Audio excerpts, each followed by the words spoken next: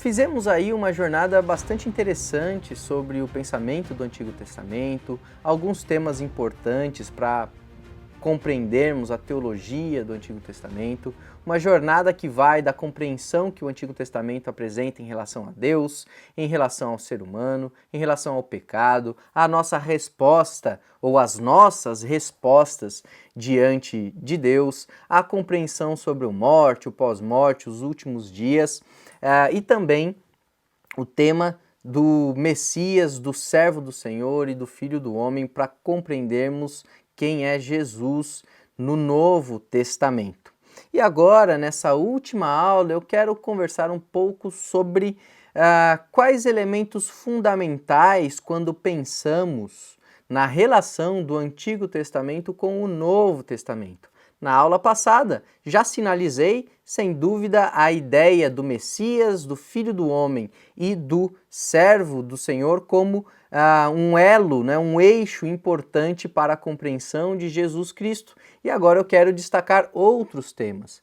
Um tema fundamental é a compreensão da relação salvífica com Deus. No Antigo Testamento, assim como no Novo Testamento, Deus é um Deus que redime o seu povo. Deus é um Deus que salva o seu povo. Nós podemos ver isso desde as narrativas patriarcais, quando Deus faz uma aliança com Abraão, quando de Abraão gera uma descendência. Nós vemos isso assim de forma bastante interessante no livro do Êxodo, quando o povo de Deus, escravizado pelos egípcios, é liberto por Deus, aqueles relatos dos sinais e maravilhas, das pragas que Deus envia contra os egípcios, como uma forma de ação e intervenção divina na salvação do seu povo.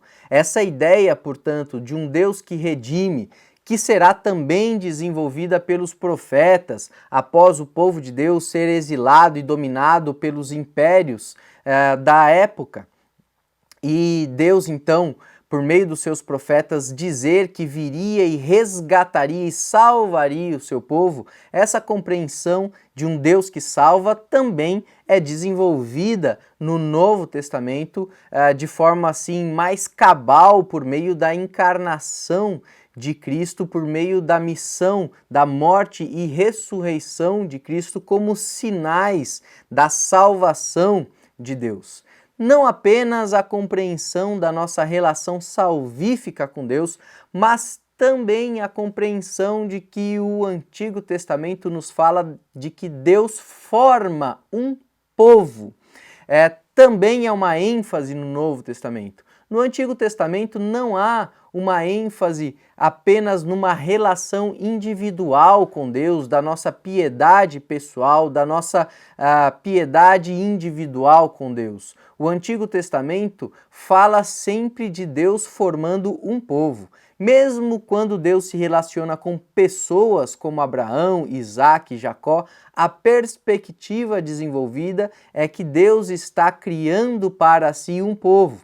O ápice disso será quando no deserto Deus dará suas leis, né? Como nós já vimos em aulas anteriores, Deus ali no Sinai dá algumas leis para o povo ser organizado e a partir daí ser chamado de povo de Deus. Esse povo que depois desenvolve-se por meio de uma estrutura monárquica, depois essa monarquia é destruída e mesmo assim esse povo continua sendo chamado de povo de Deus. No Novo Testamento, podemos compreender essa formação de um povo por meio da imagem da igreja. Aqueles que são chamados para constituírem o povo de Deus. Então, essas duas ideias, a ideia de que Deus se relaciona de forma salvífica, entrando na história, intervindo em situações de opressão, intervindo em situações de pecado, e também a ideia de que Deus está formando para si um povo. Deus escolhe dentre os mais frágeis, os pequeninos, os fracos, como nos fala, por exemplo, Deuteronômio 7, que Deus não olhou para Israel como a mais poderosa das nações, mas exatamente porque eram pequenininhos. Também essa perspectiva nós encontraremos no Novo Testamento. Um Deus que intervém para salvar e um Deus que se relaciona com um povo, não dentre os mais fortes, mas dentre os mais fracos. O Deus que salva e salva os mais frágeis também forma para si um povo como estes. A Rádio Transmundial é um veículo de comunicação presente em 80% do planeta e que tem como objetivo levar as boas novas do Evangelho aos que não a conhecem, bem como dar crescimento e maturidade cristã àqueles que desejam servir a Deus de forma integral. Mais informações em www.transmundial.org.br. Transmundial, para todo mundo ouvir. A Faculdade Teológica Batista de São Paulo tem a satisfação de receber você para entrar em sintonia com a nossa ministração bíblica, ministerial e abençoadora, que vai fazer diferença em termos de educação teológica para a nossa vida. Fique em sintonia conosco, aprofundando-se na Palavra de Deus.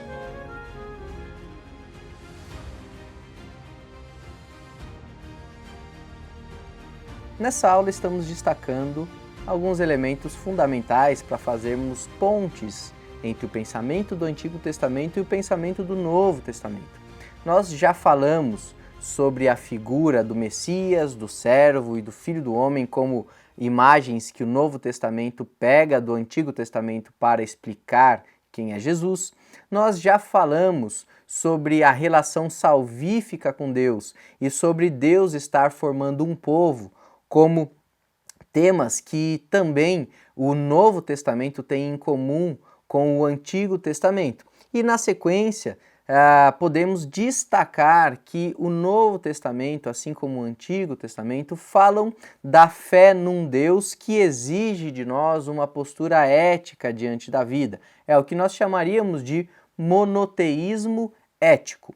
O Antigo Testamento propõe a existência de um Deus, mas não é um Deus isento, não é um Deus sem vontade, não é um Deus como se fosse uma força etérea sobre todas as coisas. O Antigo Testamento fala de um Deus que tem vontade, que tem direção para o seu povo, que tem critérios de certo e de errado, e é a partir na fé nesse Deus que nós devemos viver. A compreensão de um monoteísmo ético, ou seja, da fé em um Deus que redunda em posturas éticas diante da vida, é algo ressaltado de forma bastante intensa pelos profetas. Os profetas sempre corrigiram o seu povo, sempre falaram e denunciaram os pecados do seu povo, baseado na compreensão de um Deus que exige um comportamento correto e repulsa um comportamento perverso. Nós temos isso também no Novo Testamento. O Novo Testamento nos propõe a compreensão da fé num Deus que exige dos seus filhos uma vida santificada, que exige dos seus filhos uma postura adequada diante da fé nesse Deus. Assim como os profetas do Antigo Testamento, o Novo Testamento nos aponta um caminho profético para nós cristãos, vivendo de forma adequada e correta diante de Deus e denunciando os pecados e iniquidades que enxergamos. Um segundo tema que nós podemos destacar em comum no Antigo e no Novo Testamento é que tanto o Antigo quanto o Novo Testamento propõem para o povo de Deus uma participação na história, que nós podemos chamar de missão. Para a perspectiva do Antigo Testamento, Deus não estava formando um povo apenas para esse povo ser constituído.